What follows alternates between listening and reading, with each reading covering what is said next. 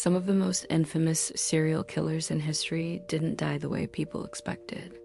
Some faced the justice system, some faced other inmates, and some faced the deaths they once escaped. Here's how 5 of the world's most notorious serial killers took their final breath. Ted Bundy, the electric chair. After a decade of trials, escapes, and manipulation, Ted Bundy's charm finally collapsed. On January 24, 1989, he was strapped into Florida's electric chair. Old Sparky. When the switch flipped, Bundy's body jolted, smoke rose from the helmet, and witnesses smelled burning hair. Within 2 minutes, Bundy was gone. Outside the prison, crowds celebrated with signs reading, "Burn, Bundy, burn." Jeffrey Dahmer, murdered in prison. Jeffrey Dahmer survived the courtroom. He survived the media storm, but he didn't survive the inmates. On November 28, 1994, Dahmer was cleaning a prison bathroom when inmate Christopher Scarver beat him to death with a metal bar. His skull was crushed and he died minutes later, many calling it inmate justice. Aileen Wuornos, lethal injection.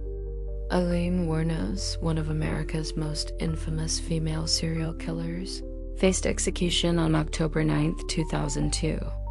She refused the last meal, refused special requests, and walked in calm and defiant. Her last words were chilling, "I'll be back." Moments later, the chemicals flowed through her veins, ending her life quietly. Wayne Gacy, lethal injection. Known for murdering 33 boys and young men, Wayne Gacy showed no remorse in the end. On May 10, 1994, he was executed by lethal injection. But it didn't go smoothly.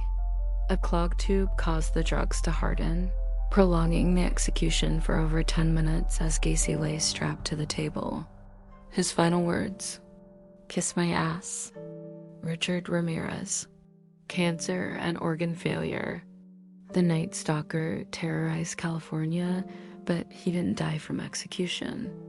After more than 20 years on death row, Ramirez grew thin, frail, and visibly sick.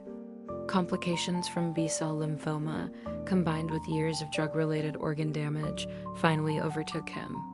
He died in 2013 at age 53, far from the fear and chaos he once created.